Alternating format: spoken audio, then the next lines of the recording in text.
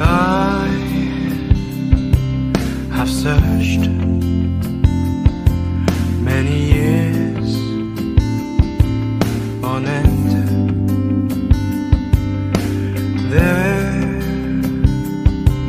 was none that my soul could depend. My soul cries out for your presence in here. This very hour, for your presence in here.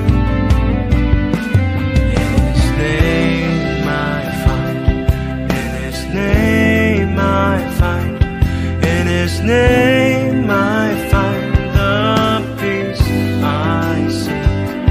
In His name I find, in His name I find, in His name I find the joy I seek.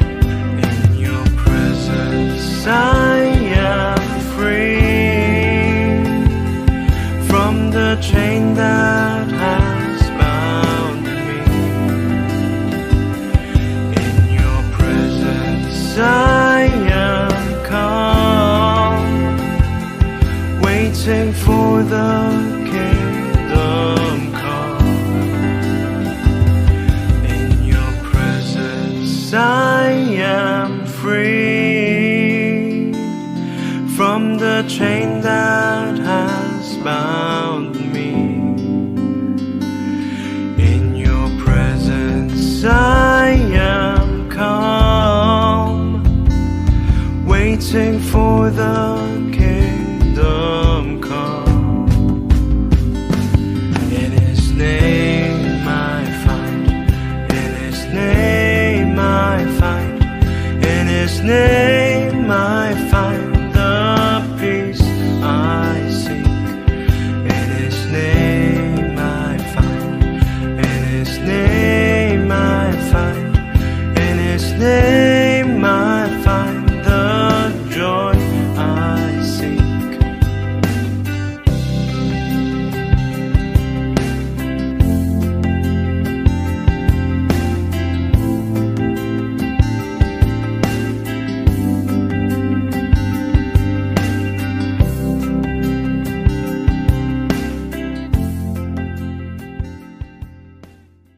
Jesus. Thank you, Lord. Purihin ka, Panginoon. Luwalhatiin ang iyong dakilang pangalan. Kayo ang Diyos na makapangyarihan sa lahat. Kilala po ninyo kami at wala pong maililingid sa inyo. Batid po ninyo ang laman ng aming mga puso, ang laman ng aming isipan, Panginoon. Isinusuko namin lahat ito sa iyo, O Diyos. Sinusuko namin sa iyo. Ano mang alalahanin meron, mga naiwanan sa tahanan, laman ng isipan, nakasurrender lahat sa iyo, O Diyos. Dahil alam namin na wala naman kaming magagawa sa aming pag-aalala, sa aming pag-iintindi. Nais lamang po namin na mapapurihan ka, masamba ka, maluwalhati ka sa araw na ito. Sapagkat habang kami ay nagpupuri sa iyo, habang niluluwalhati ang iyong pangalan, kumikilos ka, Panginoon. Kumikilos ka sa mga kamanghamanghang bagay para sa aming buhay.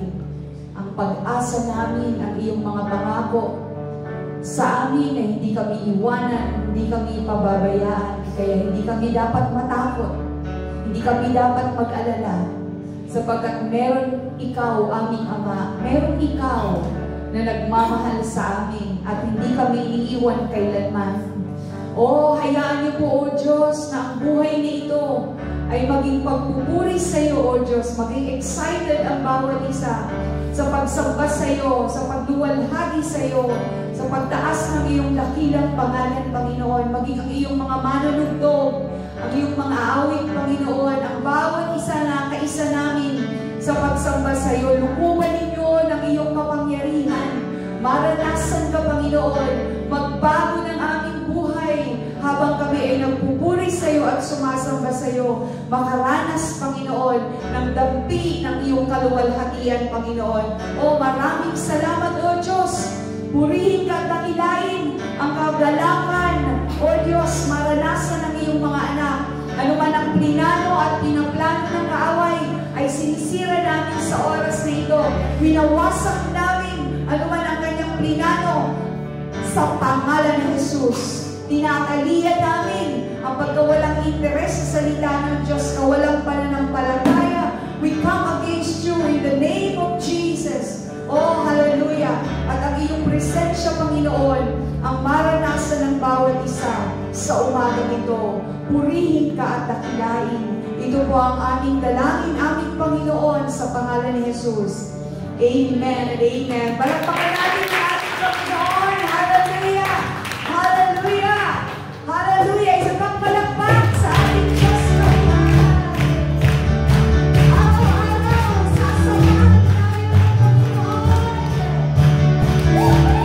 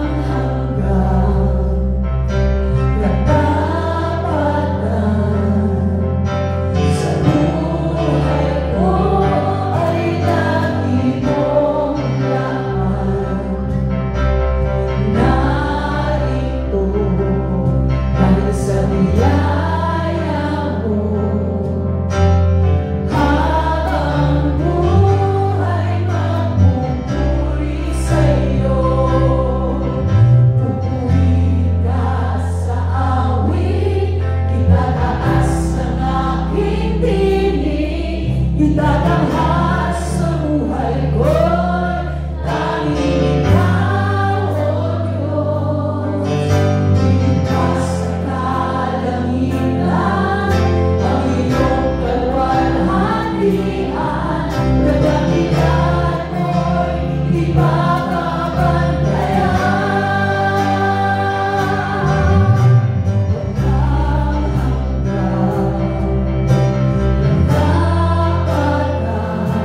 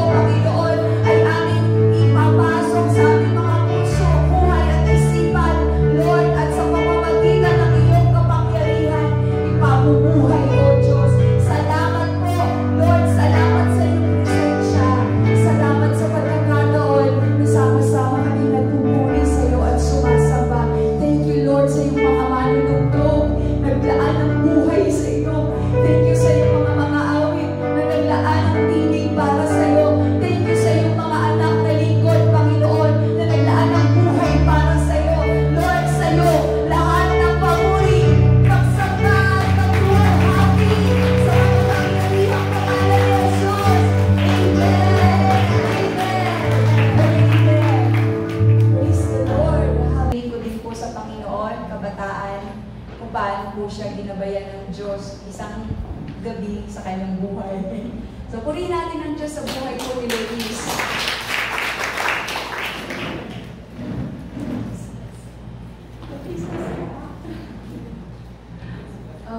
Good morning po sa lahat.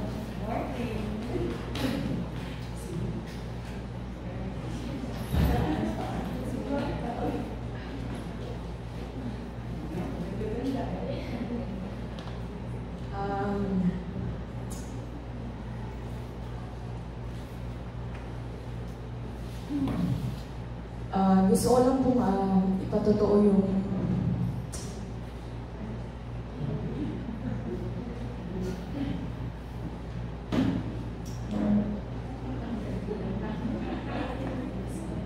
actually hindi po prepared ngayon kasi ang alam ko po is last Sunday lang magpapatotoo.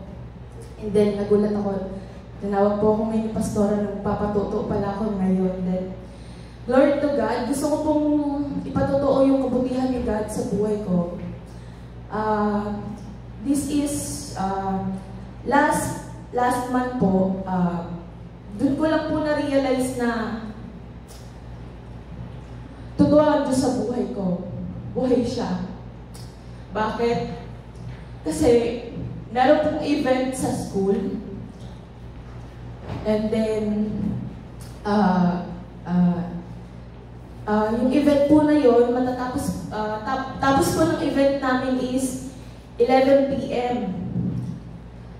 May motor po ako nung araw na yun kasi wala na pong biyahe. Kaya nagmumotor po ako. Minsan lang po kasi magbiyahe kasi naiinip din po ako sa traffic or what, kaya lagi po nagmumotor. Gusto ko lang pong i-share yung nangyari sa akin nung araw na yun kasi hindi ko po siya makakalimutan. Uwian na po that time. Meron po akong kaklaseng babae. Si Princess Joy po yung pangalan. And then sabi niya po sa akin, Shane, di ba may motor ka? Sabi ko, oo, meron. And then sabi niya po sa akin, pwede ba akong sumabay sa'yo? Kasi wala nang biyahe, wala nang masasakyan. Sabi ko, oo naman, pwede. And then that time po, may cellphone ako, fully charged ako, full tank din po yung gasolina ng motor. And then sabi ko, sige, tara na, sabay tayo umuwi.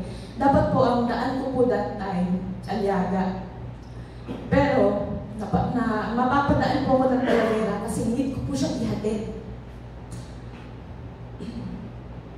And then, sabay na po kami dalawa. Ang sabi niya po sa akin, sige, dyan lang ako sa may Talavera, La Torre. Doon po sa may 7-Eleven, sa may Talavera po. So sabi ko po sa kanya, dito ka na lang ba talaga? Sure ka, may sundo ka ba? Sabi niya po sa akin, oo, meron. And then, nung binaba ko po siya doon, papaalis na po sana ako. Sabi niya sa akin, hindi po ako, parang ayoko po umalis agad kasi hindi po ako mapakali dahil wala pa po yung sundo niya. Anong oras na din po, magmamadaling araw na po. And then, sabi ko, may sundo ka na ba? Sabi niya, nagka-emergency daw po. Hindi siya masusundo ng kuya niya. Agad-agad, baka mag-antay pa po siya ng ilang minutes bago siya masundo. Sabi ko, ihahatid na kita.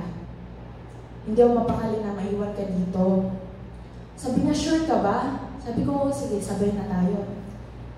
E di, hinatid ko na po siya, sabay kami dalawa. Dire-diretso po yung daan namin. Akala ko po, bungad lang po yung bahay nila, yung lugar nila. Sa kakadire-diretso po, parang mula po Quezon hanggang Talavera, dalawang ganun po, ang layo. Akala ko po bungad lang. Hindi ko naman po siya maano, sabi ko, malapit na ba? Sabi niya po sa akin, malapit na. Hanggang sa nabasa ko na po yung arko ng San Carlos Aliaga. Ganun na po pala kalapit. And then, nung naihatid ko na po siya sa kanila, sa bahay nila, mag-aalauna na po yun. Sabi niya, dito ka na matulog at anong oras na? Sabi ko, hindi pwede. Kailangan makauwi ako ngayon kasi hindi po ako sanay nakikitulog sa iba, lalo na pag hindi po nagpaalam. And then, yun po, pauwi na po ako. Sabi ko, nung una po, alam ko po yung daan kasi dire-diretso lang po eh. Kaliwa, kanan. Yun lang po yung natatandaan ko kasi dire-diretso lang po yung dinaanan ko mula nung Talavera, La Torre. And then, dito na po ako parang sinubok. Naligaw po ako. Kasi San Carlos Aliaga na po that time. Sabi ko, shucks, saang lugar na to? Madilim. Savanang-savana. Sabi ko, kabisado ko pa to kanina. Wait lang, huminto po ako. Ginamit ko po yung cellphone ko, nag-search po ako sa Google Map, direction. Noong time po na yun, ayaw pong gumana. Ayaw pong gumana ng Waze. Sabi ko, gumana ka na kasi anong oras na po, kabado na ako. Pero hindi po siya gumana, so dire-diretso po muna ako sa daan na yun. And then, habang dire-diretso po ako, napadpad po ako sa isang barangay na may lamay. Sabi ko lang, parang, syempre po ako babae, mag-isa. May lamay po yung dinaanan ko. Nakakatakot po, pero that time po, nagpe-pray na ako kay Lord. Lord, ituro mo po sa akin yung way na makauwi ako. Ayaw pa pong gumana ng ways ko eh. And then, dire-diretso po ulit ako hanggat hindi pa gumagana yung ways. Another barangay na naman po nag-aanan ko, pangalawang lapay po yun. And then, sabi ko, grabe na, parang doble na po yung takot ko kasi hindi po ako makahingi ng tulong sa mga tao kasi hindi ko po kakilala. Ang inasahan ko lang po talaga is si Lord. And then, nagpakasakali po ako na baka mag-start na yung direction ng ways. Wala pa rin po talaga. May load po ako that time. And then, sabi ko, Lord, ikaw na bahala. Ang ginawa ko na lang po, hindi na ako nag-ways. Nagpatugtog na lang po ako ng worship song. Totoo po yun. Patugtog na lang po ako ng worship song. Yung magpapakalma po sa akin. Kasi, ganun po ako kapag hindi po ako kalmado. Worship song ang pinagpapakalma sa akin. And then that time po, dire-diretso na po ako. Sa kakadire-diretso ko po, kung ano-ano barangay na po dadaanan ko kasi madilim po eh, ala pong mga street line. Meron pong isang lalaki, parang highway na po, hindi pa po totally highway, parang kalsada lang po siya na may mga nagmumotor na. So sinundan ko po. And then, so sa sinundan ko po na yun, doon po sa marami, huminto lang po sa isang side. At may sinundan po isang tao na malakas po yung ilaw ng ano niya, nakasingle. Sabi ko, baka dadaan na to ng highway. Sinundan ko po siya. Sa pagsunod ko po na yun, lumiko po siya ng kanan. And then, lumiko din po ako ng kanan kasi baka po, maliwanag po yung ilaw ng motor niya kasi sa akin po parang light, ano lang po yung ilaw ng motor ko. And then, nagbakasakali po ulit ako sa cellphone ko na baka gumana na yung ways. Wala pa rin po talaga. Habang nagpapatugtog po ang worship song. Bigla po parang huminto po, siguro po umano po yung gulong ko sa bato, na-stop po ako. Paglingon ko po, nawala na yung sinusundan ko. Napaisip ako, bakit nawala yung sinusundan ko? And then, bigla po ulit dumilim yung lugar. Sa liwanag po ng motor, yung ilaw ng motor niya, bakit nawala po yung sinusundan ko? Sabi ko, baka nililid ako ni God na hindi dun yung daan. Baka delikado kung sakaling magtuloy po ako dun sa kanan na direction. So, huminto po ako kasi nawala po yung sinusundan ko. Bumalik po ako, lumigo naman po ako sa kaliwa kasi another road din po yun. Sabi ko, umiyak na po ako dun, nag-stop po muna ako, Lord. Hindi po pwedeng, hindi ako makauwi ngayon.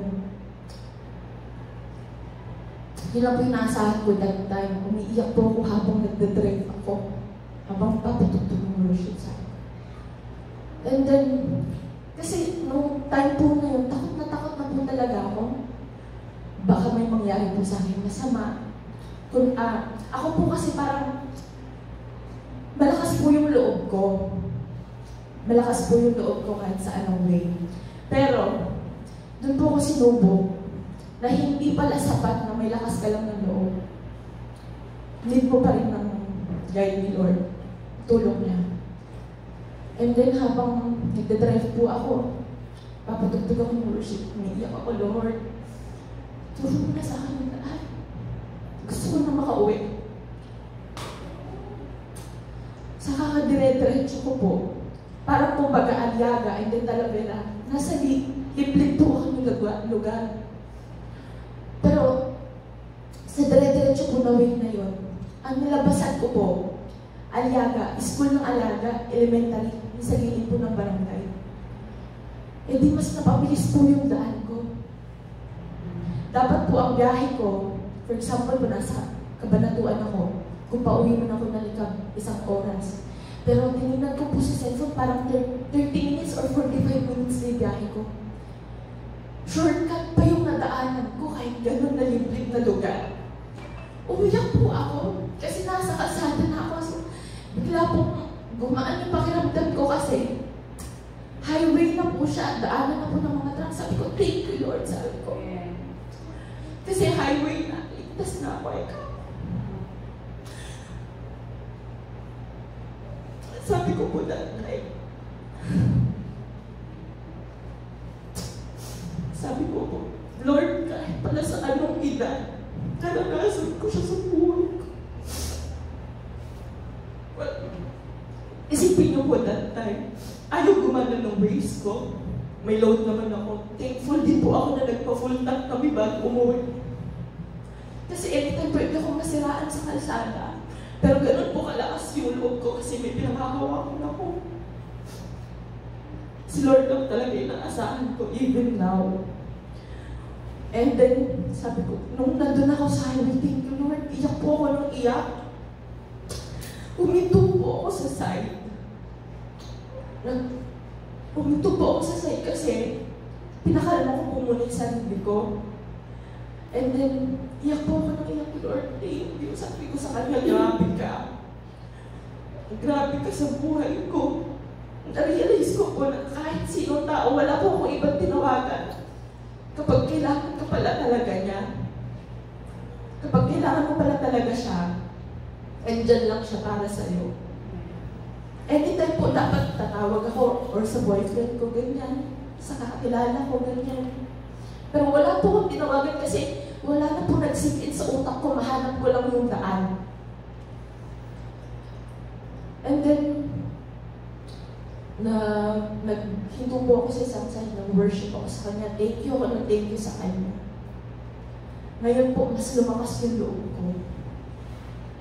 Mas naliwanagan po ako kung bakit naranasan ko yun, mga bagay na yun.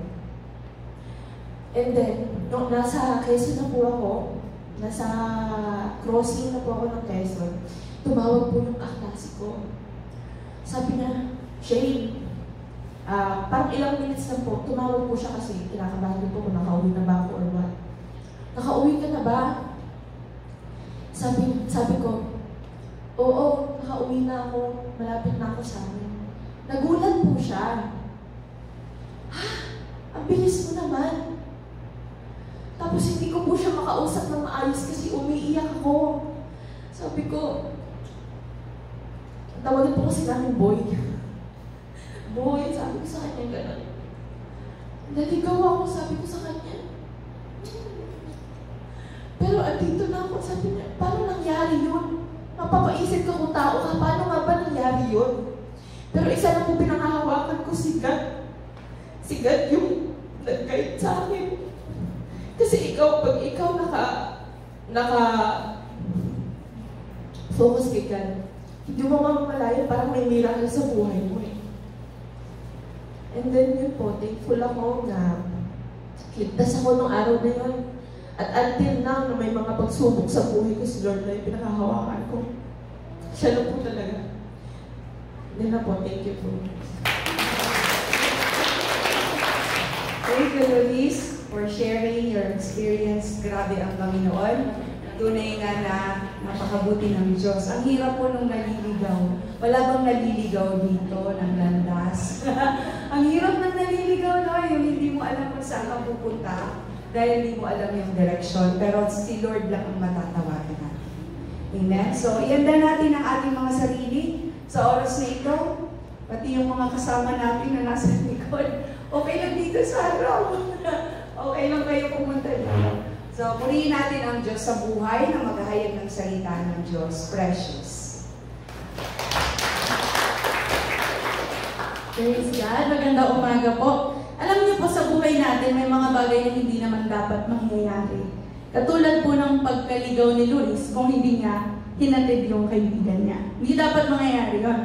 Pero sa mga desisyon po natin sa buhay, na gano'n, na naligaw tayo, ang Lord pa rin ang kasama natin. So, ano man pong desisyon natin, ihatid ang kaibigan o hindi, ang Lord ang kasama natin. Pero hindi sana mangyayari yun kung hindi niya hinatid yung kaibigan niya. Pero dahil nangyari yun, ipinakita pa rin ang Panginoon na kasama niya ang Panginoon.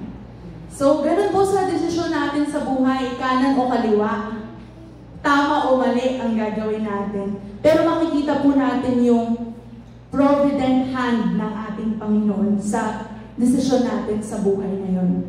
So, dahil yun ang ginawa ni Luis, naranasan niya ang Panginoon sa kanyang buhay.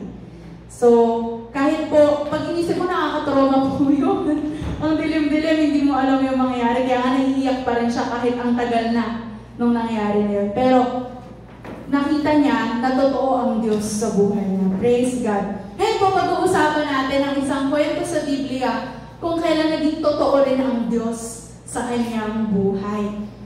Maikli lamang po ito, mababasa mo siya in less than 3 minutes pag nagbasa po kayo ng Biblia. Kaya basahin po natin sabay-sabay, try nga natin kung kaya. Okay po, Luke 19 verse 1 to 10 po ito, kwento ni Jesus at ni Zacchaeus or ni Zacchaeus. Sabay-sabay po natin basahin. 1, 2, 3. He entered Jericho and was passing through. And behold, there was a man named Zacchaeus. He was a chief tax collector and was rich. And he was seeking to see who Jesus was. But on account of the crowd, he could not, because he was small in stature. So he ran on ahead and climbed up into a sycamore tree to see him, for he was about to pass that way. And when Jesus came to the place, he looked up and said to him, Zacchaeus, hurry and come down, for I must stay at your home today. So he hurried and come down and received him joyfully. And when they saw it, they all grumbled. Ito na po yung mga tao, no? He was gone in to be the guest of a man who is a sinner. And Zacchaeus stood and said to the Lord, Behold, Lord, the half of my goods I give to the poor, and if I have defrauded anyone of anything, I restore it fourfold. Today, salvation has come to this house, since he... Wait lang, parang kulang to. Sorry po basahin po natin. And Jesus said to him, yun po yan, meron po, and Jesus said to him. And Jesus said to him, Today, salvation has come to this house, since he also is a son of Abraham. For the Son of Man came to seek and to save the lost. Tayo po'y manalangin. Panginoon, maraming salamat po sa araw na ito.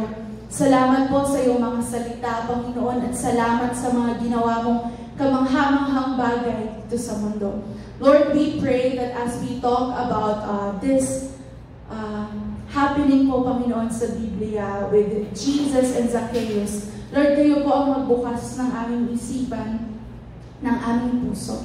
Nang sa gayon, Panginoon, ito'y aming maisapamuhay at ito'y maganap at mangyari sa aming mga buhay. Lord, we thank you. And Lord, we welcome your Spirit na gumalaw po sa puso at isipan ng bawat isa upang ito pong mga salita mo ay magbago ng aming mga buhay. Panginoon, salamat po sa lahat ng papuri pagsamba sa pangalan mo lamang, Jesus. Amen and amen. Okay po. So meron po tayong mga character dito po sa kwento na ito. Tatlo po, no? Una, si Zacchaeus. Pangalawa, yung mga tao. Pangatlo, si Jesus. So himay-himayin po natin. Una, si Zacchaeus. Si Zacchaeus. Ano po ba ang description sa kanya? Ano po ulit ang trabaho niya? Tax collector. Sabi pa nga po, chief tax collector. Ibig sabihin siya yung boss ng mga tax collectors. Bakit po kaya sinabi ang trabaho niya dito? Ano po ba ang trabaho ng isang tax collector? So parang ngayon din po yun, nagbabayad tayo ng tax. Kaso hindi naman po tayo direkta na may tao tayong binabayaran. Noong unang panahon po kasi, sila po yung nagkukuha ng tax para sa government, pero pinapatungan pa nila. So dahil pinapatungan nila, marami pong nagagalit sa kanila. Kasi kunwari, imbis na 500 pesos lang dapat yung tax, ginagawa nilang 1K. So mas nabibigatan yung mga tao, kaya sila galit dun sa mga tax collector, pinapatungan kasi nila. So yun po ang description sa kanyang una, chief tax collector. Pangalawa, ano po yung sabi? Siya ay rich. Bakit kaya yumaman si Zacchaeus? Pwede natin tingnan kasi mga tax collector noong unang panahon, mayayaman. Kung napanood niyo po yung The Chosen, di ba po si Matthew ay tax collector, dating tax collector, makikita niyo po yung kinaibahan ng mga suot niya at suot ng ibang mga disciples. So sa kanya ang ganda, tapos yung sandals niya talagang mamahalin. At dahil ganun yung sandals niya, hindi design para panglakad ng malayo, laging sumasakit yung paa niya. Yun yung pinakita nila doon na character ni Matthew. So kakaiba po, manamit ang mga tax collectors. Marami silang mga accessories, maraming mga choices sa mga sapatos dahil mayaman. So yun po si Zacchaeus. Chief tax collector, rich. Nako. Ano pa po yung pangatlong description sa kanya? Physical attributes. Small. Small in stature. Hindi po natin alam kung anong height niya. Pero may mga kakilala po ako kahit mga lalaki 4'11". Mga ganun po yung height. Baka ganun to, no? Baka pag ikumpara sa ibang tao, maliit talaga. So, maliit po siya. So, dinidescribe. Chief tax collector, mayaman, maliit. Yun po yung description sa kanya. Pero may isa pa siyang ginawa doon sa pagkakadescribe sa kanya ni Luke. Ano yun? He was seeking to see who Jesus was. Yun po ang description kay Zacchaeus. Pag inisip mo, sabi dito, he was seeking to see who Jesus was. Ibig sabihin, never pa niya nakita si Jesus. Wala. Sino ba to? Siguro naririnig-rinig niya lang yung Jesus nagpapagaling, mga ganun siguro, no? So gusto niyang makita si Jesus.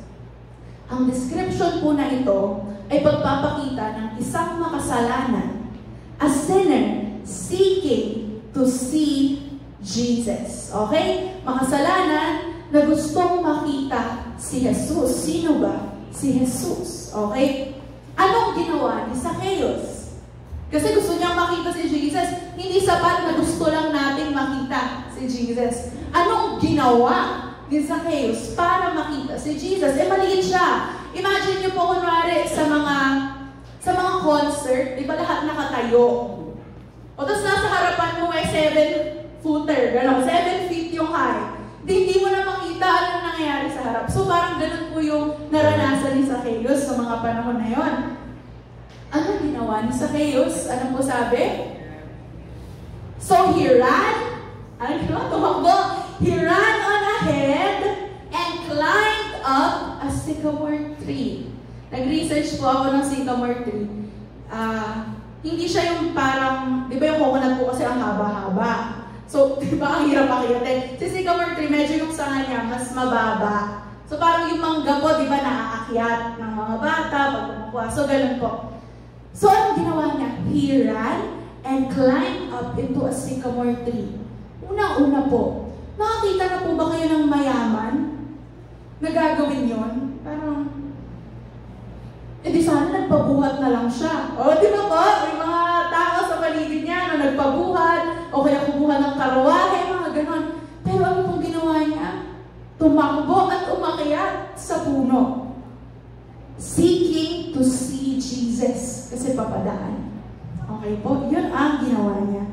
Ngayon po, tanongin ko kayo, kung kayo si Zacchaeus, gusto niyong makita si Jesus, what are you willing to do to see Jesus?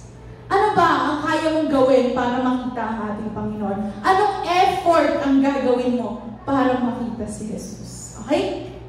Tanong po natin yan. Ngayon, sa Biblia po, hindi naman sinabi, di ba po binasa natin kanina, hindi naman po sinabi na nakita ni Zacchaeus si Jesus. Ano po ang sabi sa Bible? And when Jesus came to the place, He looked up.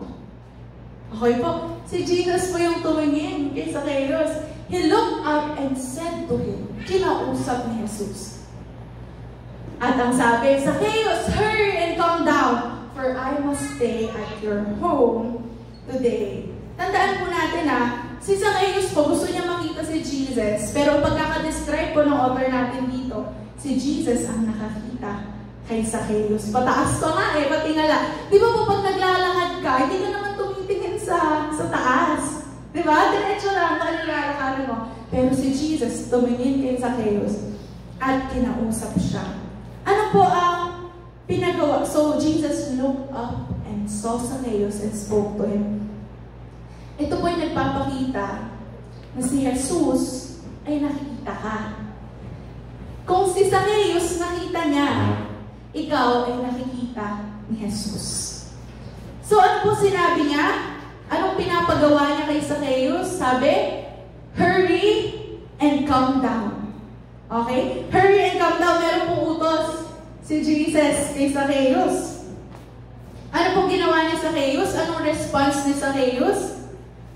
So he hurried and came down and received him joyfully. Kasi ano sinabi ni Jesus? I must stay at your house today. Alam niyo po, hindi na si Zacchaeus yung nag-invite kay Jesus. Si Jesus na yung nagsabi, I must stay at your house today. Yung guest yung nag-invite ng kanyang sarili. Akalain niyo po yun? Ganun po ang Panginoon na ating pinaglilingkuran. When we pray to the Lord, Lord, gusto kita sa buhay ko. The Lord is more than willing to be in your life. Kasi siya na nga nag-i-invite sa sarili niya sa buhay mo. Ano na lang ang dapat mong gawin? Receive Him joyfully. Receive Jesus in your life with joy. Hindi ko, sige na nga, pumasok ka na Gusto niya Gusto niya pumasok Receive Him joyfully. At nung ginawa po ito ni Zacchaeus, ano po ang nangyari sa kanya? Sabi po ni Zacchaeus, bago po pala yun, may reaction ang mga tao. Ano pong reaction ng mga tao? Kasi si Zacchaeus makasalanan. Si Jesus, sinasabi ng mga disciples niya na siya ang tagapagligtas, siya ang Mesiyas, wala siyang kasalanan. So bakit si Jesus nakikisalamuha sa isang makasalanan, sa isang pagnanakaw, na katulad ni Zacchaeus? So yung mga tao, nagbulong-bulungan. Baka hindi bulungan, pinaparinig pa. Ano sabi? They all grumbled and sabi, si Jesus has gone to be a guest of a man who is a sinner. Sabi nila, bakit naman ganun?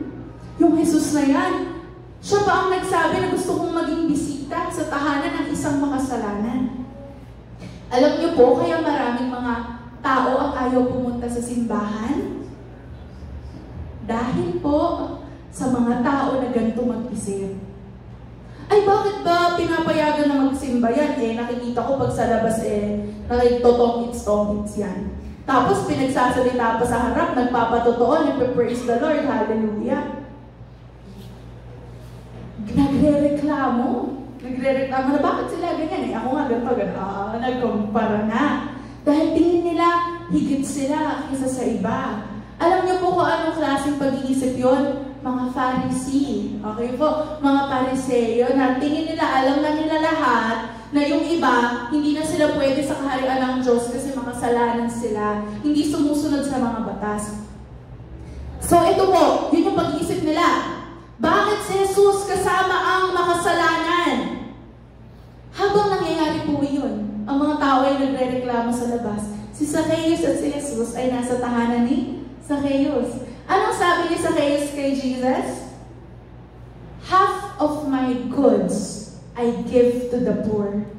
If I have defrauded anyone of anything, I restore it fourfold. Nakita niyo po yun, may mga bagay na hindi nakikita yung mga tao sa labas.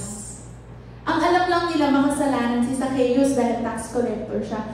Pero may nangyayari po sa buhay ni Zacchaeus while talking to Jesus. Ano sinabi niya? Half of my goods I give to the poor. Opposite po yun ng ginagawa niya sa tax collector. Kasi tax collector, kuha ng kuha sa ibang tao. Pero ano na to, nagkaroon sa kanya ng desisyon na I give to the poor half of my goods. At ano ba sabi? If I have defrauded anyone, kung may niloko man ako noon, kung pinatong ko dati 100 sa tax niya, ngayon ibabalik ko sa kanya ng 4 na beses. Tumubo pa. Pagka po ang isang tao, katulad po ni Zacchaeus, nagkaroon ng confession kay Jesus po, no, nag-confess siya na I have defrauded people, nagkaroon ng repentance kasi nagbago po, imbis na papatungan ko yung pagkuha ko, ay meron ng pagbalik, sobra ba sa iba? Ano po nangyayari?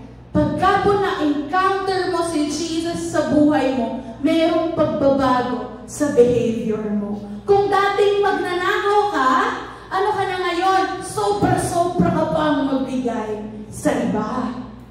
Yun po yung hindi maunawaan ng iba, lalo na sa iba ng mga in progress pa yung pagbabago sa buhay nila. Kunwari ako, ang pagkakilala ko kay Mark dati ay iba.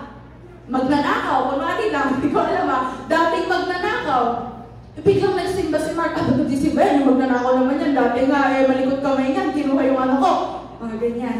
Pero hindi ko alam, hindi ko nakikita, si Mark pala at si Jesus may conversation na ganito.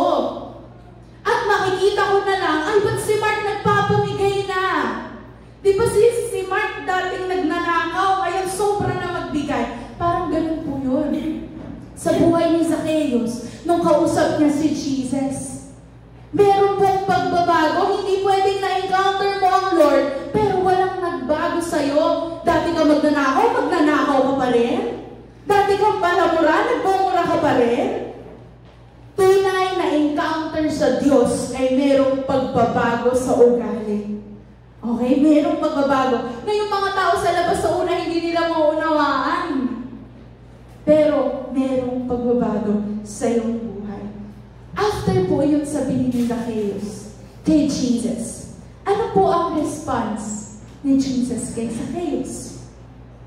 And Jesus said to him, today, salvation has come to this house, since he also is a son of Abraham.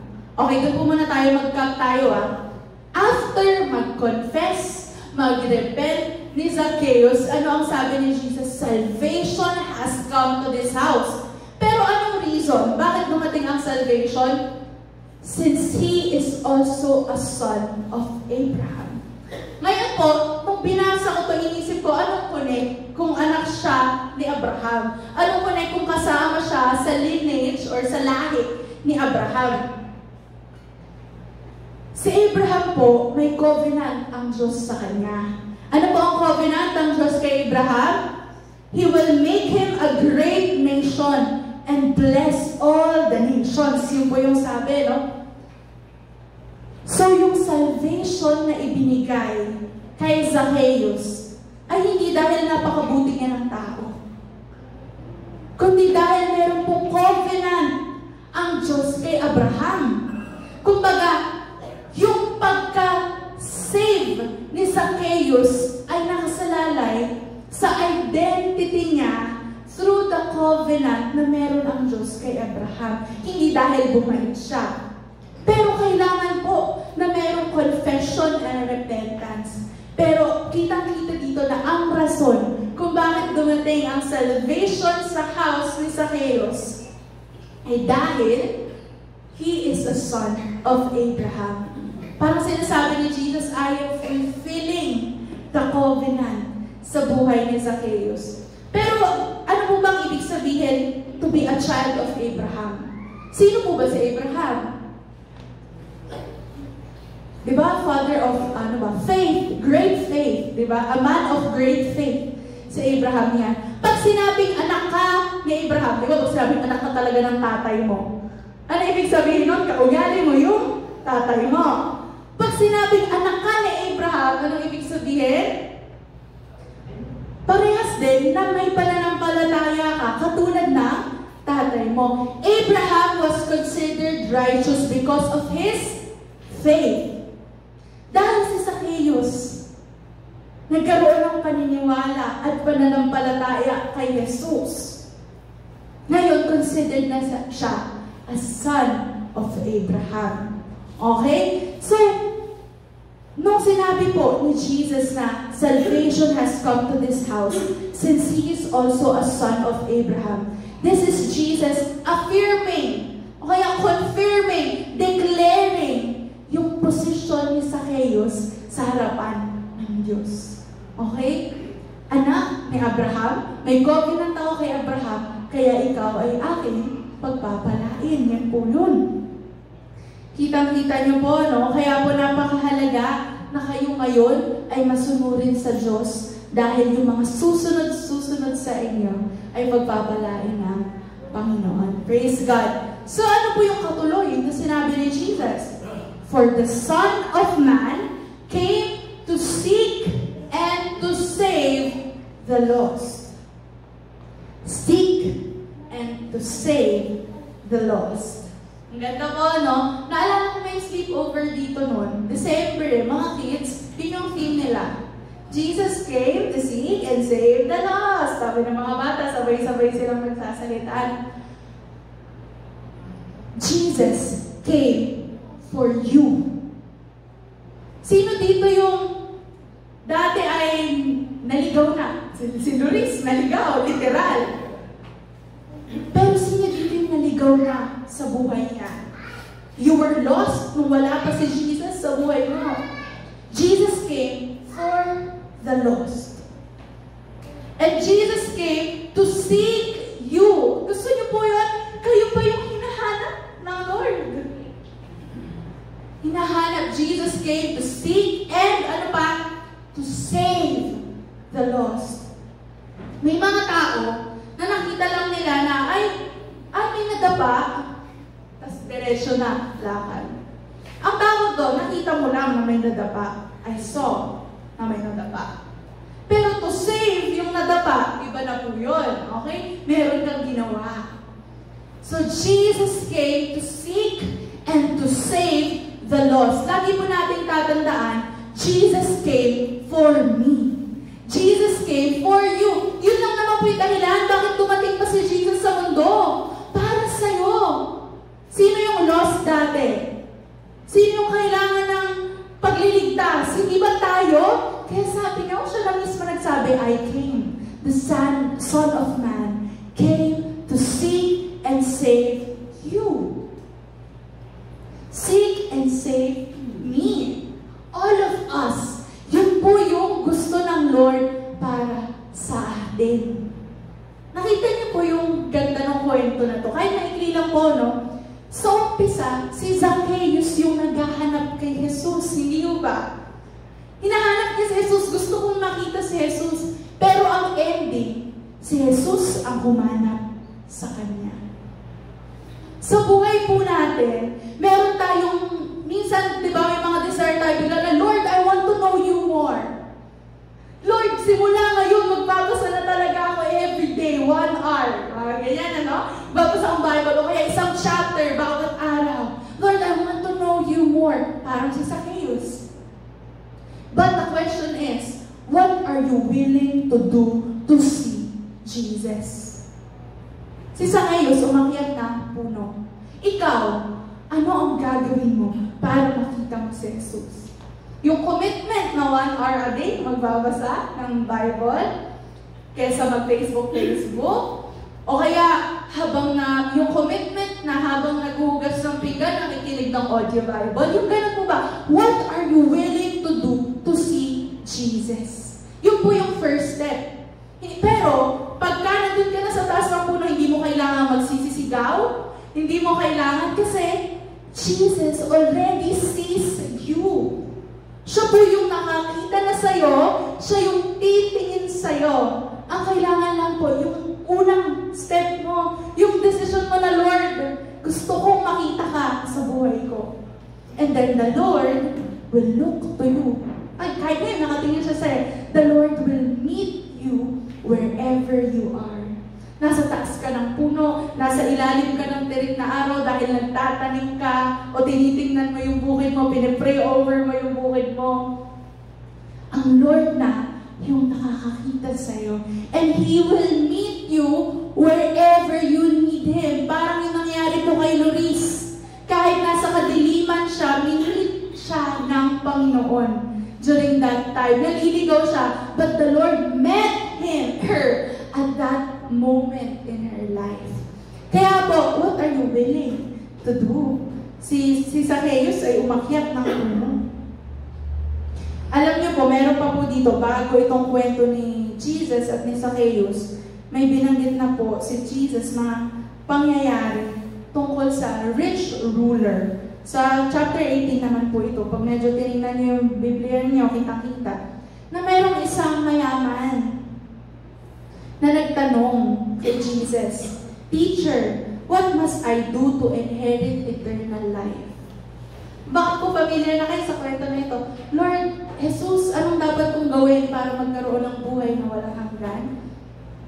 E di tinanong naman sinabi naman ni Jesus, di ba, yung mga commandments, do not commit adultery, do not murder, do not steal, yung lahat ng mga 10 commandments, sabihin na lang natin, ano? Sabi nung mayaman na kabataan, nagawa ko na pong lahat yan. Simula nung kabataan pa ako. Sabi ni Jesus, one thing you still lack. Sell all that you have and distribute to the poor, and you will have treasure in heaven, and come follow me. Ano po yung response ng rich ruler? But when he heard these things, he became very sad. At kaya nalungkot. For he was extremely rich. Jesus, seeing that he had become sad, said, how difficult it is for those who have wealth to enter the kingdom of God. For it is easier for a camel to go through the eye of a needle than for a rich person to enter the kingdom of God. Ito na po, yung famous na verse. Those who have heard it said, then who can be saved? But he said, what is impossible with man is possible with God. Ano po bang ibig sabihin? Bakit kaya sumusunod naman sa batas yung mayamang kabataan na ruler na to? Pero bakit nung ayaw niya nang i-give up yung kayamanan niya, ang extreme po naman kasi, di ba? Ano sabi? Ibenta mo lahat at ipamigay mo yung pinagbentahan dun sa mga may hirap. I-distribute mo to the poor. Nalungkot kasi nga daw, sobrang yaman niya. Ano pong naging problema dun sa kwento na yon? Naging problema ng mayaman. Kasi ang dami nito sabi dito na, ibig sabihin pala pag mayaman ka, hindi ka na makakarating sa langit. Ang problema po dito nung mayaman, surrender. Hindi niya po kayang mag-sacrifice. Hindi niya po kayang iwan yung meron siya dahil mas mahal niya yun. Mas mahal niya yung kayamanan na meron siya kesa sa pagsunod kay Jesus. Kasi po ang sabi doon, ibenta, ipamigay, pero ano yung kasunod? Come and, come and follow me. First step lang po yun. Yung pagbenta ng kayamanan at pamimigay, first step. Yung kasunod doon, come and follow me. Ibig sabihin, without surrender, without sacrifice, you cannot come and follow Jesus. Tama po. You cannot follow Jesus without surrendering a part of your life. Ano pa yung hindi mo masurrender? Ano pa yung hindi mo masurrender sa buhay mo? First step, surrender and sacrifice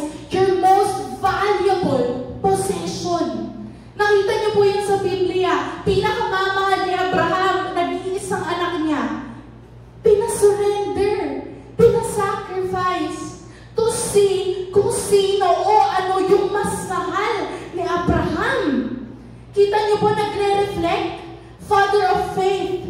Nagre-reflect po dito sa kwento na ito, can you sacrifice what you have to follow Jesus? Can you? Can you do it? Kasi si Abraham po, kaya po may covenant ng blessing. Di ba may covenant ng blessing sa kanya?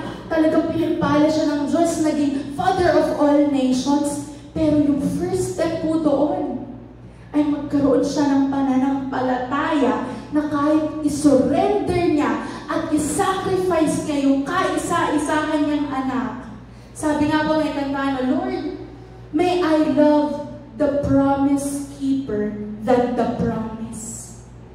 Sana mas mahal ko po, Panginoon, kayo kesa dun sa ibibigay ninyo sa akin. Sabi, pag dumating po sa panahon ng buhay ko, Panginoon, na pinapaalay mo ang Isaac ng buhay ko, makita nyo nga po ang puso ko na mas mahal ka kesa sa Isaac na yun. What are you willing to sacrifice? Come and follow me. Before you can come and follow Jesus, you need to sacrifice a part of your life. At kadalasan yun po yung pinakahalagahan natin sa ating buhay. May mga tao na sobrang iniingatan ang reputasyon, na pag dumating na yung pagkakataon na nasira, ito parang sira na din ang buong buhay nila. Are you willing to sacrifice your reputation for Jesus? Pag sabihan ka parang ewan, pag nag-share ng gospel. Are you willing to sacrifice your resources, literal na po, your resources, to come and follow Jesus? Kaya ba? Kasi to follow Him means you sacrifice something first. Kaya nung nakita po na hindi kayang mag-sacrifice nung mayaman na ito, nalungkot at umalis. Ano na yung sabi ni Jesus? It is hard. Wait lang nga yung direct po na sinabi dito. How difficult it is for those who have wealth to enter the kingdom of God. Bakit po? Kasi yung trust nila o yung security nila nandun na po sa kayamanan. So it's very difficult for them to enter the kingdom of God kasi mas malaki yung tiwala nila sa pera nila kaysa sa Diyos. Kung gano'n nga po ang puso ng isang taong mayaman. At sinabi pa niya, it's easier for a camel to enter an eye of a needle. Di ba po tayo nang pag nagtatahi? Ang liit-liit, di ba? Sinulid at karayom, hindi maipasok, ano? Pero sabi ni Jesus, mas madali pa daw na ang camel ay pumasok dun sa butas ng karayom kesa ang mayaman ay mapunta sa kaharian ng Diyos. Ang ibig sabihin po nito, kung hindi mo kayang mag-sacrifice, mag-let go ng bagay na mas mahal mo kaysa sa Diyos, hindi mo masusumpungan ang kaharian ng ating Panginoon. Pero tinanong, so ano na po? Sino na po ang maliligtas? Sabi po dito ng mga disciples, dito na sumagot si Jesus, what is impossible to man is possible with God. Di ba, imposible na ang kamelyo pumasok sa isang needle, ay butas ng needle na napakaliit. Pero ang imposible na yun ay posible sa Diyos. Tayo po, pag tinignan natin yung sarili natin, hindi naman parang hindi naman deserve na makapunta sa kaharian ng Diyos. Pero kung ano ang imposible sa tao ay posible sa Diyos. And that is possible through our faith sa ating Panginoon. Kasi pag may pananampalataya ka sa Diyos, mas mahal mo na dapat ang Diyos kaysa sa mga kung ano ang meron ka. You must be willing to sacrifice. So what will you give up? Ano ang i-give up mo para makita ang Diyos, para maranasan ang kabuuan at fullness ng kaharian ng Diyos? Tanong pa po pong isa, will you receive Jesus joyfully at your house or in your house? Joyfully mo ba tatanggapin ang Diyos sa iyong tahanan? Ang ganda po ng sinabi dito na iba po kasing intimacy ang meron pagka ang isang tao ay pumunta sa tahanan mo. Space mo yun eh. Di ba? Space mo yun. Doon kang mahal. Pumunta ang tao sa tahanan mo, kumbaga inimbita mo, pinaupo mo, pinakain mo, kumain kayo ng sabay. Iba pong relationship ang meron. Kaya nga sabi nila daw, para daw ma-build ang relationship, dapat nakapansin niyo sa school, yung mga lagi mong kasabay kumakain, yun naman yung mga close friends mo. Ganun ano? So, will you receive Jesus joyfully sa tahanan mo? Alam niyo po, tahanan, ibig sabihin sa buhay mo. Will you receive Jesus in your life with joy? Dahil po, gustong makita ni Zacchaeus si Jesus. At nung sinabi ni Jesus na pupunta ako sa tahanan mo, napakasaya po ni Zacchaeus, sinunod niya yung sinabi ni Jesus, tumakbo ay nagmadali, bumaba, at ni-receive si Jesus joyfully. Yung hindi po napipilitan. Yung talagang, Lord, ang saya-saya ko na nandito ka sa buhay ko. Receive Jesus joyfully in your home, sa puso mo, sa iyong buhay, with joy. Alam, di ba minsan po yung tahanan natin makalat? Makalat yung bahay, pero yung may bisita pa parating, ilang minuto na lang, hindi mo nalinis. Mga ganon. Pero pinapasok mo pa rin. Joyfully, dahil medyo makalat. Buhay po natin minsan makalat. But when we receive Jesus joyfully in our hearts, sino po ang maglilinis ng tahanan natin? Kita niyo si Jesus, nililinis yung bahay mo, no? It is the blood of Jesus that cleanses us from all of our sins. Alam ko po dumadating sa panahon ng buhay natin na meron pa rin guilt eh. Na parang ano ba yung nagawa ko? Ano bang kasalanan yung nagawa ko? Pero kung alam po natin yung katotohanan na when we receive Jesus joyfully in our hearts, He is the one who will cleanse us from all of our sins. Huwag ka nang mag-alala na, nalilinisin ko muna yung tahanan ko bago ko papasukin si Jesus. When you receive Him joyfully, about sa puso ko na naman ulit ito eh. When you receive Jesus joyfully in your heart, siya na yung gagawa. Siya na yung maglilinis. Siya na yung mag-cleanse ng puso mo, ng buhay mo. Ang gagawin mo lang, receive Jesus with joy sa iyong buhay. Katulad ng ginawa ni Zacchaeus, makasalanan, magnanakaw, pero tinanggap si Jesus sa tahanan at doon nagkaroon ng transformation sa buhay niya. And dulo, anong ginawa ni Zacchaeus? Nag-confess, nag-repent, at nag-decide na mamuhay ng tama. The question is, are you willing to confess, repent, and live a righteous life? Sabi, di ba? Anak ka ni Abraham, kung namumuhay ka according to his example. Kung paano namuhay si Abraham. Anak ka, sasabihin mo, I'm a child of God. Di ba nakasulat pa rin sa Facebook eh? A child of God. Di ba pag anak ka ng Diyos, ginagawa mo kung ano yung ginagawa rin ng Diyos or yung gusto na ginagawa, gusto ng Diyos na ginagawa mo. Now, will you confess and repent and live a righteous life? Katulad ng ginawa ni Zacchaeus, na isang magnanakaw noon, nagalit. Alam niyo po, iba po ang galit ng mga tao noon sa kanila. Parang yung galit po natin ngayon sa mga pogo. Ano? Di ba nanonood po ba kayo ng balita? Galit na galit kayo kay Alice Guo? O galit na galit kayo dun sa ibang mga Chinese? Si Jinggoy, galit na galit eh. Pag napanood ninyo. Noon po, noong unang panahon, gano'n ang galit nila sa mga tax collector. Pero ano pong nangyari kay Zacchaeus that moment? Parang pong nawala.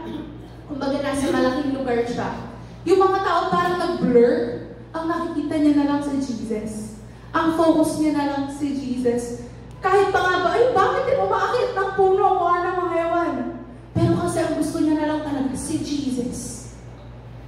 Ano na yung sinasabi ng mga tao, galit na galit sa kanya, pero nasa isip niya lang si Jesus. Sa iyong buhay, ano na lang ba ang nasa isip mo? Opinion na lang ba ng iba? Or si Jesus lang? Si Jesus lang.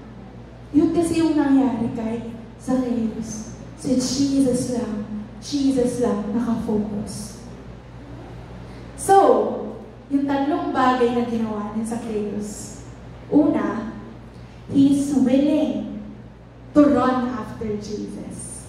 Merong step to run after Jesus. Pangalawa, he received Jesus joyfully sa kanyang house, sa kanyang buhay. And lastly, he confessed and repented of his sins. At hindi doon nagtapos. He chose to live a righteous life. Yun po yun. So, lagi po nating tatandaan, for the Son of Man came to seek and to save the lost. Jesus came for you. Kayo po yung sole purpose kung bakit dumating si Jesus.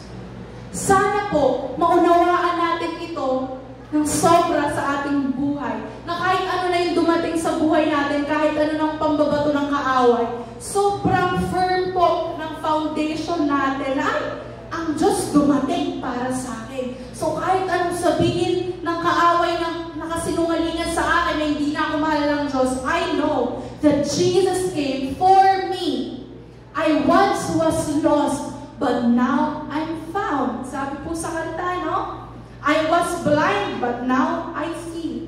Di ba kaya nga may worship songs? Malaki pong tulong sa atin. So what should we do? Always remind ourselves that Jesus came for me. Jesus came for you and for me. Doon po ba magtatapos yun? Meron pong tawag ang si Jesus, come and follow me. But before that, you have to sacrifice something. Sacrifice your most valued possession. Ano ba yun? Kayo lang po makakasagot na. But when you sacrifice it, makikita niyo po, alam niyo po, may in-attendant po kaming family conference sa CCF. Yung isa pong session na nasalihan ko, ang nandun ay si asawa ni Pastor Peter Tanchi. Kung ano niyo po, andun siya, yung anak, si Joy Tanchi. Andun po si Camille Prats. Si Camille Prats. Si Princess Sarah. Yun kasi yung role niya dati. So 30 plus years na siyang nasa industry, showbiz industry, sabi niya. Nagkwento po siya. So ang pinagkukwentuhan kasi doon, family eh. Paano po, ang question sa kanila, paano kung mas malaki po ang kita ko kaysa sa asawa kong lalaki? Paano po ang gagawin namin? Paano po yung kung hindi niya ma-feel na parang less siya kaysa sa akin? Mga ganyan ano. Alam niyo po, ang sabi ni Camille Prats, kasi mas malaki yung kita niya kaysa sa asawa niya. Pero nangusap sa kanya ang Lord. If you just allow your husband to provide for your family, He can provide for your family. Alam niyo po kung anong dealing sa kanya ng Lord? I-let go na yung mga projects niya sa showbiz. I-let go na yung source of income. Maging, na siya, full-time mom para magkaroon ng pagkakataon ng asawa niya na mag-step up at mag-provide sa family. Ano po ang give up ni Camille Prats?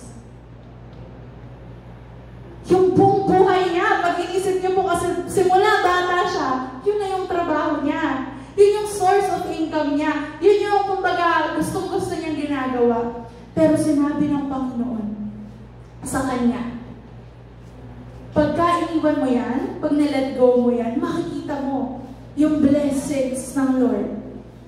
Kaya daw ang lagi niyang prayer, Lord, mag-open pa kayo ng doors para sa husband ko na makapag-provide siya sa aming family. Kasi nga, syempre, malaki gumastos, may mga anak silang marami. Pero ang Lord po ang nag-provide. Ano sinasabi? Pag nilet go mo yun, hindi naman talaga talaga nawalan ka. Hindi ka nawalan, nadagdagan pa, marami pang bubukas. So pagka may dealing sa'yo ang Lord, na kailangan mong i-let go, huwag mong isipin nawawalan ka. Hindi ka nawawalan. May mga tao hirap na hirap na naiwan yung tao o yung bagay o yung pangyayari kasi feeling nila mawawalan sila, mababawasan sila. Pero pag na-let go mo yan, sinabi ni Jesus, dito, sinabi niya na what is impossible with man is possible with God. And Peter said, sinabi po ni Peter, see, we have left our homes and followed you. So sinabi po ni Peter kay Jesus, iniwan po namin ang tahanan namin at sinunod namin kayo. Sumunod kami sa inyo. Ano ang sabi ni Jesus? Truly, I say to you, there is no one who has left house or wife or brothers or parents or children for the sake of the kingdom of God who will not receive many times more in this time and in the age to come eternal life. Kita niyo po yun? Walang sino man na nag-let go, na nag-sacrifice. Walang sino man na iniwan ang kanilang tahanan para sundin ako na hindi makakatanggap. Ano sabi? We will not receive many times more in this time. So, ang sinasabi ni Jesus, yung reward na meron ka, yung reward hindi mawawala kung nag-decide ka na mag-let go ng mga bagay sa buhay mo. Just to come and follow Him. Hindi po yun. So you will receive many times more in this time. And most important of all, yung eternal life. Yun po yun. So when we follow Jesus, we need to let go of things sa buhay natin. May sacrifice po. Masakit. Naniniwala po ba kayo na si Abraham nung isa-sacrifice niya ang anak niya, nakangiti siya at so pagkasaya-saya niya? Meron pong part sa kanya na nalulungkot, nananangis, but mas mahal niya ang Diyos kaysa sa pangako ng Diyos sa kanya na si Isaac. Ano ba yung pinangahawakan mong pangako sa iyo ng Diyos na nasa buhay mo ngayon? At pag sinabi ba ni Lord na i-let go mo yan, ay mali-let go mo. Dahil mas mahal mo ang Lord kaysa sa pangako na yan. Alam ko po kaya tayo nabubuhay at patuloy nabubuhay kasi meron tayong mga goal. May mga gusto tayong maabot, may pangarap tayo para sa pamilya natin, sa anak natin, sa sarili natin. Pero what if one day the Lord asks you to let go of that and sacrifice that and surrender that para buong-buo mo masunod ang Diyos so that you can come and follow Him. Ano po ang magiging response natin? May we be like Zacchaeus, eager to see Jesus. At joyful na tinatanggap si Jesus sa kanyang buhay. And most of all, nag-confess, nag-repent, at nag-decide na magkaroon ng buhay na kaaya-aya sa harapan ng Diyos. For Jesus came to seek and save me. Jesus came to seek and save you. That's the purpose. Kaya po may mga pagkakataon sa buhay natin, ang sakit, ang bigat, ang hirap i-let go, but the Lord came to save you. He is saving you. Kasi po, kunwari na lang, sa kayamanan, pag nagpatuloy ka na nagpakasasa sa anong mangyayari sa buhay mo, what does it profit a man? Ano sabi? Na magkaroon, ano ba ang pakinabang sa isang tao na makuha niya ang buong mundo, pero mawala naman ang kaluluwa niya? Jesus came to save you from sin. Jesus came to save you from wrong desires of your heart. Jesus came for you. Pag yun po ay tutunan natin sa ating mga buhay. At talagang nanuot sa ating puso na Jesus came for me. Para sa akin. Pagka po binasa niyo yung kwento ni Jesus at ni Zacchaeus, isipin niyo na kayo si Zacchaeus. Jesus looked up to me and saw me. At sabi ni Jesus, I will go to your house. Despite being a sinner, I will go to your house. I will go to your house. Yun po yung sinabi. Think of yourself as Zacchaeus. Makasalanan, pero ang Diyos sabi niya, the Son of Man came to seek and save you. Ulit-ulit ko pong sinasabi, kasi po pag lagi natin dinideklara sa buhay natin na He came for me, dumating ang Diyos para sa akin, mas mauunawaan natin yun.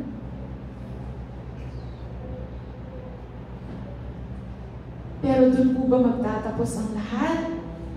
Na thank you Lord, niligtas mo ako. There is a call for each and every one of us. Come and follow me. But the first step is sacrifice and surrender your most valued possessions. Ano ang pinahahalagahan mo sa iyong buhay? Baka yan ang nagkakahadlang para masunod mo ang Diyos ng buong buo sa iyong buhay. Great sacrifice means great blessings and great favor over your life. Gusto mo ng maraming blessings sa buhay mo? Maraming sacrifice din ang gagawin mo. Gusto mo ng maraming favor ng Lord sa buhay mo? Maraming sacrifice at sakit din ang pagdadaanan mo. Yun po yung pinagdaanan ng Father of Faith na tinatawag natin sa Abraham. Ano bang sakit ang naranasan niya? Na i-sacrifice ang kanyang nag-iisang anak na si Isaac na matagal niyang ipinanalangin. But, ang resulta nun, great blessings. With S, ang daming blessing sa buhay ni Abraham na hindi niya lubos maisip na kayang gawin sa buhay niya. Tingnan niyo po, 100 years na nakalipas, pinag-uusapan pa rin natin ang buhay niya. Because of that great faith that caused great sacrifice na ang naging bunga, great blessings and favor over his life. Kaya kung gusto po natin ng pagpapala na sobra-sobra na after 100 years ay naaalala pa rin ng iba, sacrifice, surrender, and follow Jesus. Jesus came for you and me, pero hindi lang para sa ating nandito sa church. He came to seek and save the lost. Tayo po natagpuan na ng Diyos. We were once lost, ngayon natagpuan na tayo. But also for the lost. Pati po sa iba, ngayon na walang pagkakilala sa ating Panginoon. Tunay na pagkakilala sa ating Panginoon. So, if we want to truly follow Jesus, let's ask God po na patibayan ang ating puso at isipan. Na kayanin po natin mag-surrender, mag-sacrifice, at mag-let go. Kasi para kanino pa ba ang buhay natin? Nakailang taon na tayo sa mundo, sabi ko nga kanina sa kanila, 94 days na lang po, 2025 na. Ang bilis po ng panahon.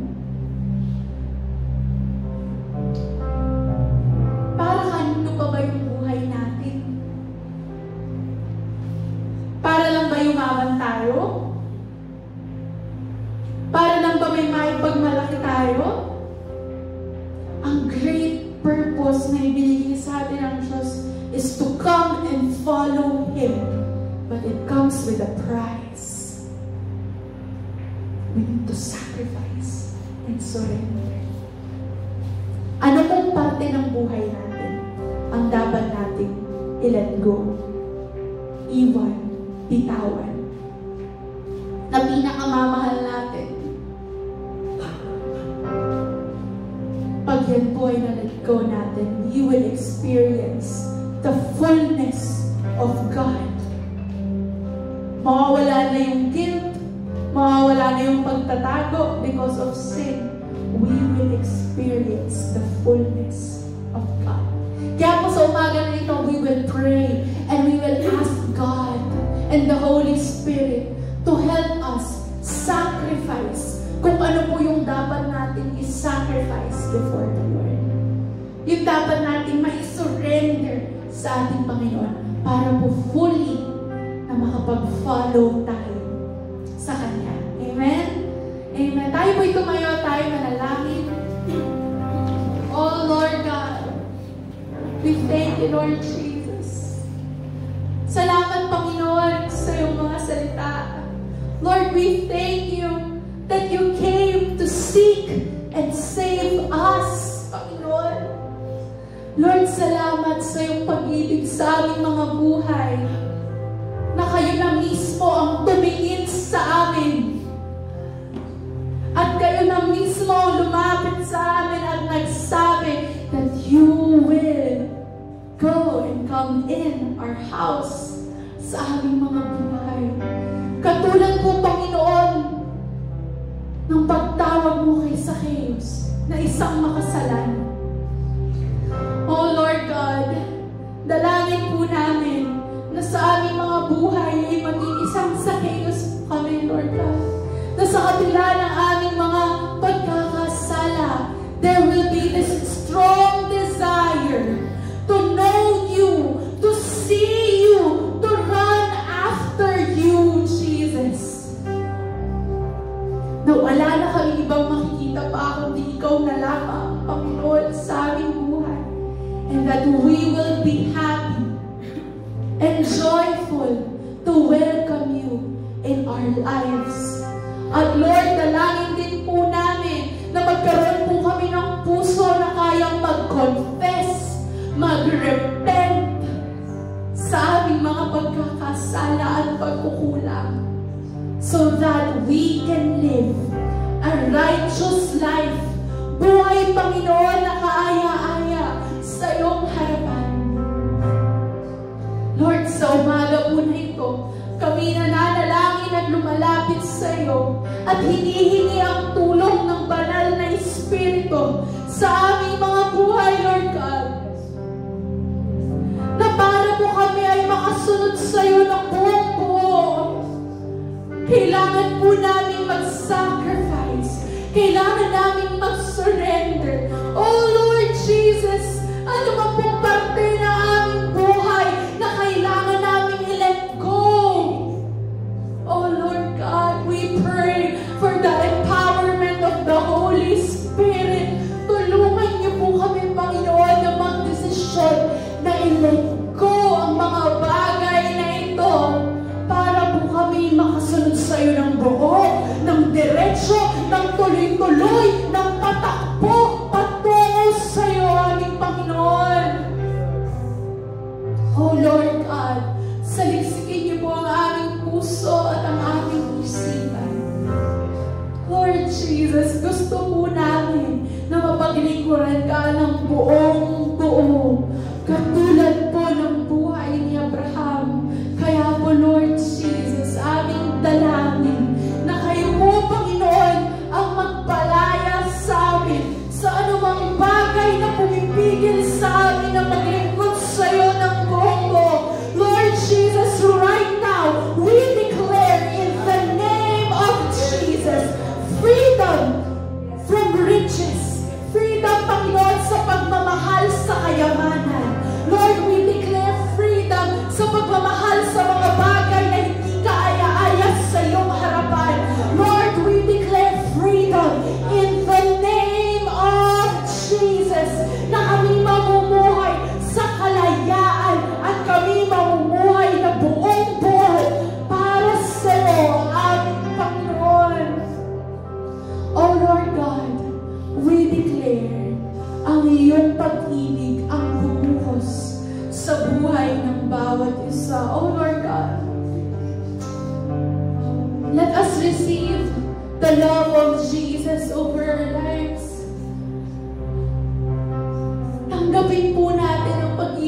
Diyos sa ating mga buhay. Let the love of God flow from our head to our toes. Ang pag-ibig ng Diyos na nagke-cleanse, naglilinis sa atin. For Jesus came for you. Jesus came to save you. Jesus came to forgive you of your sins. And Jesus came to give you eternal life. So, simula sa araw na ito, nawa ay mamuhay tayo sa pag-ibig ng Diyos sa ating mga buhay.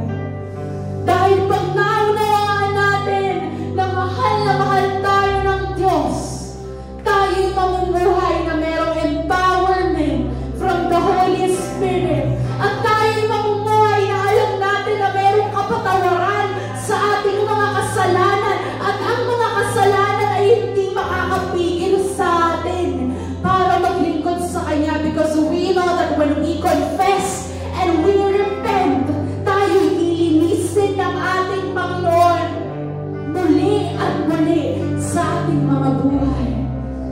So Lord Jesus, this morning, we pray that you move in our hearts and in our minds, Lord God. Lord, may we have great faith so that we can experience great miracles, great favor, great blessings over our lives, Lord God. Lord Jesus, we pray na kayo po ang maghari sa aming mga buhay, na mananaig ang pag-ibig namin para sa iyo, higit pa sa anumang bagay dito sa mundo, so that we can live a life fulfilling the purpose that you have given us, and that is to come and follow you. Oh Lord God, we thank you for your everlasting love and grace. Salamat, Panginoon, sa panibagong pagkakataon ngayon na kami makakapamuhay according to your will and your word. Lord, we pray for the empowerment of the Holy Spirit that starting today, we will come to you and follow you, Jesus. Lord, salamat po sa iyo lahat ng papuri, sa iyo lahat ng pagsamba. Lord, patuloy nga po na aming dalangin na lagi naming maipaalala sa aming sarili that you came to save us. Thank you, Jesus, for your love, for your grace. Thank you for the peace that comes from you, Lord God. Thank you for the healing. Thank you, Lord God, for healing our hearts, for healing our bodies. Lord, thank you for the restoration that you've already given us. Lord, thank you for paying the price for our sins. Na ngayon kami malinis na. Kami ngayon ay katanggap-tanggap na sa iyong harapan because of Jesus. Lord, salamat sa iyo lahat ng kapurihan, sa iyo lahat ng pagdakila at pasasalamat sa pangalan mo lamang, Jesus. Amen and amen.